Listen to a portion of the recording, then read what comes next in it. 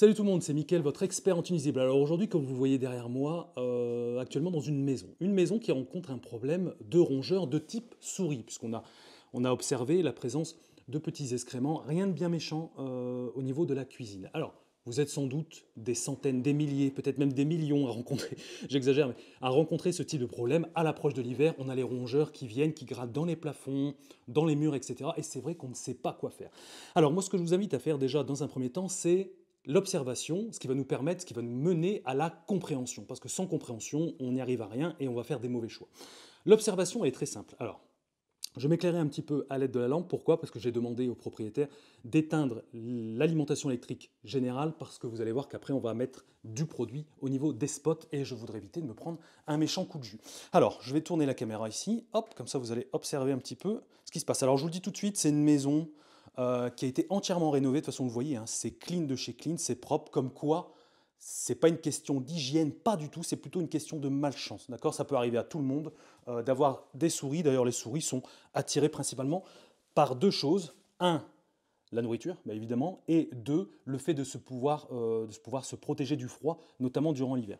Alors, on a observé ici dans ce petit armoire, peut-être que vous avez un peu le même style, hein, le truc qui tourne là. On a observé, alors volontairement, ils n'ont pas nettoyé pour que je puisse vous montrer.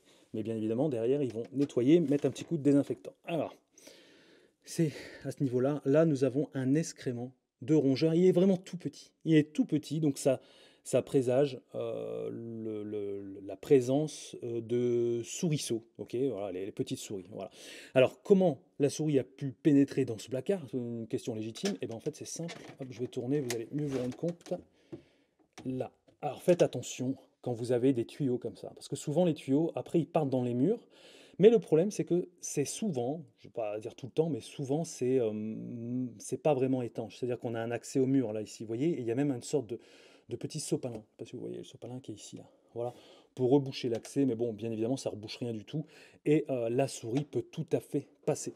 Alors moi, ce que je vous invite à faire, quand c'est comme ça, vous avez des problèmes de souris dans la cuisine, un réflexe qu'il faut avoir, c'est surtout enlever ces petites planches ici, ok, pour pouvoir avoir un accès en dessous. C'est hyper important, je dis franchement, parce que des fois on trouve des trucs en dessous. Alors là, j'ai regardé, il y a vraiment rien. Ok, moi ce qui m'intéresse, c'est de voir si les souris n'ont pas fait un trou dans le mur, parce que des fois elles sont présentes dans le mur, et puis elles commencent en une nuit, elles grattent le placo ici, là, et puis ensuite, une fois qu'elles se créent un passage, elles peuvent se promener librement dans votre cuisine.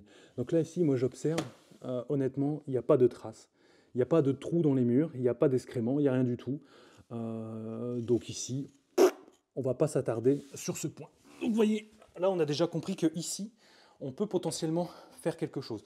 Alors, on va mettre un piège mécanique ici, on va en profiter qu'il y ait une petite souris qui passe pour pouvoir tenter de la piéger, parce que le piégeage, c'est jamais garanti à 100%, c'est impossible, mais on va tenter de la piéger. Et également ici, dans ce type de situation, c'est peut-être la vôtre, eh ben, c'est dans les murs en fait. Les murs et notamment ici au niveau du plafond. Là, les spots, etc. Donc là, on va pouvoir passer directement par les spots. Donc là, on a les spots de la cuisine. Vous voyez ici, là. Voilà, j'en ai déjà enlevé un. Je vais vous montrer comment on fait. Si vous avez des spots comme ça, c'est vachement pratique. Alors attendez, je me rentre avec la lumière. Ah, c'est bon. C'est vachement pratique comme ça. Là, vous enlevez la bague et puis vous avez le spot qui descend et vous avez du coup un accès. Euh, Ici, alors je vais quand même vous faire l'historique de ce qui a été fait. C'est-à-dire qu'ici, donc, il y a eu des produits raticides qui ont été installés. Alors, je vais vous montrer aussi. Là, il y a eu un petit dégât des eaux. Oh, ça arrive, hein. De toute façon, généralement, les problèmes arrivent toujours en même temps. Je ne sais pas vous si c'est comme ça, mais c'est un peu pareil pour tout le monde. Donc ici, le placo a été enlevé et tout va être entièrement refait. Les propriétaires en ont profité d'avoir un accès, ce que je comprends, pour pouvoir balancer des produits raticides directement là-dedans. Okay, je dis oui, ça peut être une bonne idée. Toutefois, faites attention parce que, par exemple, ici, il y a un chat. D'accord, vous me dites souvent la solution c'est un chat, mais si les souris sont dans les murs, votre chat il ne pourra pas faire grand-chose. Par contre, quand vous mettez un sachet comme ça, faites très attention parce que potentiellement, il n'est pas impossible que la souris le prenne dans sa gueule et se promène avec, c'est tout à fait possible, et malheureusement, le sachet peut éventuellement tomber directement, boum, sur le carrelage en pleine nuit, et puis là, vous avez votre chat qui promène par là, Et bon, faut vraiment qu'il ait la dalle pour manger ça, mais c'est pas impossible qu'il le consomme. Donc faites attention, privilégiez plutôt de passer par les spots, ok? Parce que les spots c'est impossible. Après vous refermez derrière, la souris ne peut pas, le produit raticide ne peut pas se retrouver dans votre salon. Voilà. Alors ce qui a été fait ici, alors je vous montre quand même. Alors on a eu, est-ce qu'il prend ma tête ce con? C'est bon. Hop. Alors on a eu, je vais m'éclairer comme ça. Donc, la pose de produits raticides, on a également la pose de pièges mécaniques, donc tapettes, et également celui-là, je peux vous le montrer parce qu'il n'y a pas de marque apparente dessus, ce type d'ultrasons. Voilà, faites attention avec ça, je vous avais déjà expliqué dans pas mal de vidéos que les ultrasons, le problème des ultrasons, c'est que le son, c'est un son aigu, ok, tellement aigu qu'il n'est pas perceptible par l'oreille de l'homme. Par contre, ce qu'on sait, c'est scientifique, hein, regardez sur Internet, c'est que les sons très aigus ne passe pas à travers les parois, les murs, d'accord? Le son va rebondir sur les parois. À l'inverse, les infrasons, donc les sons très très graves, eux, par contre, arrivent à passer les parois.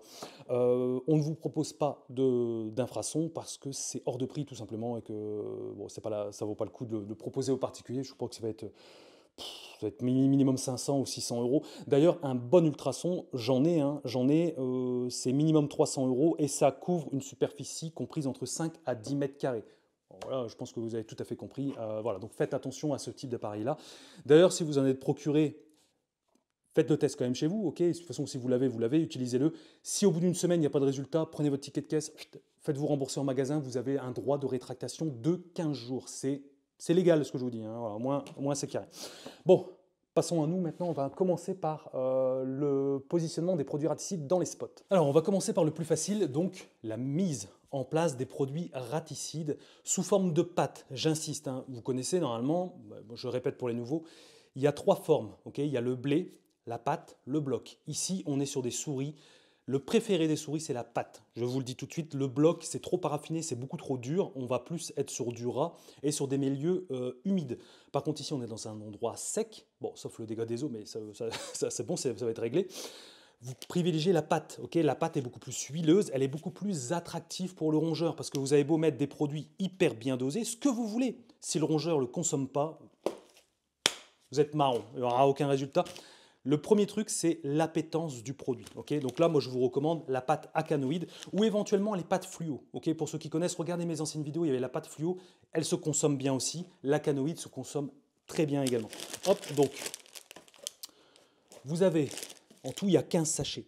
Ne me foutez pas 15 sachets. Okay, là, ici, par spot, à la limite, hein, parce qu'ici, ce n'est pas l'invasion du siècle non plus. Hein, je vous dis tout de suite, il n'y a pas 10 souris. Hein, voilà. Donc là, éventuellement, par spot, vous en mettez un voire 2 maximum. Je préfère à la limite que vous en mettiez un, mais partout, plutôt que vous prenez 10 sachets et vous mettez à un endroit. Okay, c'est mieux de les disperser comme ça, en sécurité bien évidemment. Là, par exemple, ici, je vais en mettre 2. Hop, donc, vous coupez l'alimentation électrique générale, histoire qu'il ne vous arrive pas des bricoles. 2 sachets, portez des gants, ok. Systématiquement, on porte des gants, ça doit devenir un réflexe, surtout quand on manipule ce type de produit-là. Vous mettez directement à l'intérieur. Vous voyez, franchement, il n'y a rien de compliqué. Hop, je place mes 2. Ensuite, je vais remettre mon spot avec la bague. Okay, et une fois que j'ai tout terminé, je peux remettre l'électricité. C'est du bon sens, mais des fois, il faut quand même le répéter parce qu'on a quand même de sacrées personnes de temps en temps. Je préfère vraiment insister là-dessus. Cette opération-là, je vais la répéter sur l'ensemble des spots. Okay, je vous passe les détails. On va tout de suite enchaîner avec la mise en place d'un piège mécanique au niveau du placard pour voir un petit peu si on peut choper la petite souris qui s'aventure par là.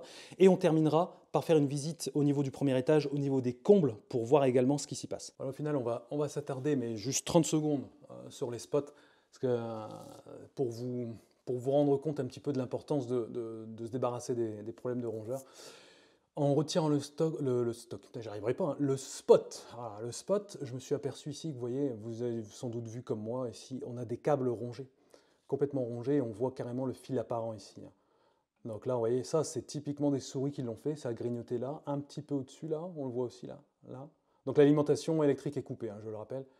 Là, ici, là, ici. Voilà. Donc au moins ça, tout de suite, bon, le propriétaire est au courant, donc là, on va pouvoir sécuriser tout ça. Mais vous voyez là, alors c'est quoi le risque, hein? Le risque, c'est un départ d'incendie, hein, ça c'est clair et net. Donc vous voyez, ce n'est pas des choses qu'il faut prendre à la légère, hein. Donc il faut intervenir assez rapidement. Alors au niveau du piégeage mécanique, ce qu'on va utiliser, c'est une tapette à souris Gorilla Trap. Ok, une tapette à souris, pourquoi? Parce qu'on a identifié que ce sont des souris. Ouais, mais c'est important parce qu'il y a certains d'entre vous, vous savez même pas, vous n'avez même pas identifié le rongeur, vous pensez que c'est un rat, vous mettez une tapette à souris, bon, le résultat n'est pas terrible, et inversement également. Donc c'est pour ça que la compréhension et l'observation sont très importantes. Donc ici, bon, j'ai des excréments, c'est pas franc, ok. Petite anecdote, ici il y avait des biscuits apéritifs, et oui, peut-être je ne vous l'avais jamais dit, mais les rongeurs, en général, adorent prendre l'apéritif. C'est dingue, mais ils adorent tout ce qui est chips, bref, tout ce que vous retrouvez à l'apéritif, je ne vais pas citer de marque, pas l'alcool bien évidemment, les rongeurs ils aiment pas ça, mais par contre tout ce qui est biscuits apéritifs, ah ouais, ils adorent ça. Donc là ici ça a été retiré, et c'est exactement le bon réflexe qu'il faut prendre, puisqu'on va mettre un piège ici, et si je mets mon piège, et en même temps, donc là je vais l'armer, et en même temps je laisse une concurrence alimentaire, donc les biscuits apéritifs, eh ben je me retrouve en concurrence, ce qui veut dire que la souris va continuer à manger les biscuits apéritifs et va se désintéresser de mon piège. Et c'est pas ce qu'on veut. Okay, donc là, je vais le positionner. Alors, il faut que je fasse gaffe parce qu'il y a ce truc qui tourne. Donc, il ne faut pas que ça se prend par-dessus. Oh, c'est bon, parfait. Ok, voilà. Et ce piège-là, vous le mettez ici. Par exemple, là, c'est un bon emplacement.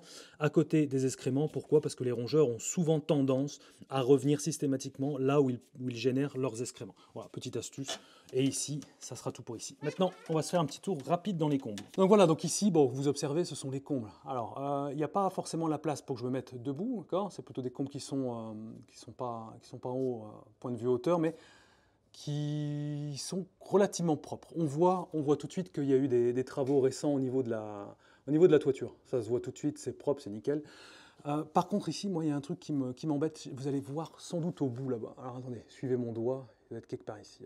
Est-ce que vous observez ce trou dans le mur là-bas? Ouais, à mon avis, vous l'observez. Voilà, vous le voyez.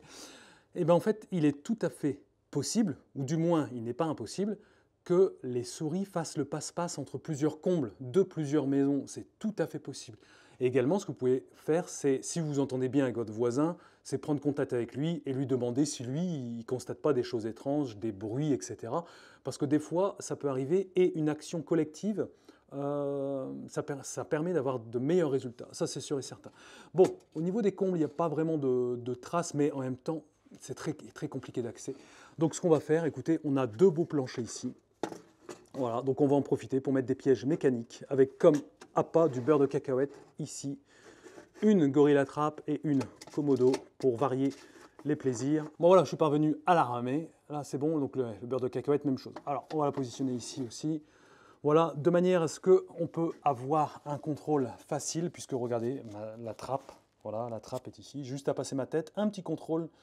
Voilà, comme ça au moins je sais que si dans mes combes j'ai des problèmes de souris, il y a d'énormes chances, ok, je ne vais pas dire que le résultat est garanti, mais il y a d'énormes chances qu'on les chope parce qu'ici dans un grenier, il n'y a aucun aliment disponible. Et là, je viens de leur donner le must de la gastronomie pour les souris, à savoir du beurre de cacahuète. Donc ça, elles vont le sentir, elles vont être attirées directement et ça peut taper. Voilà. Donc ça, ce sont les réflexes que vous pouvez avoir, enfin, qu'il faut avoir dans une maison.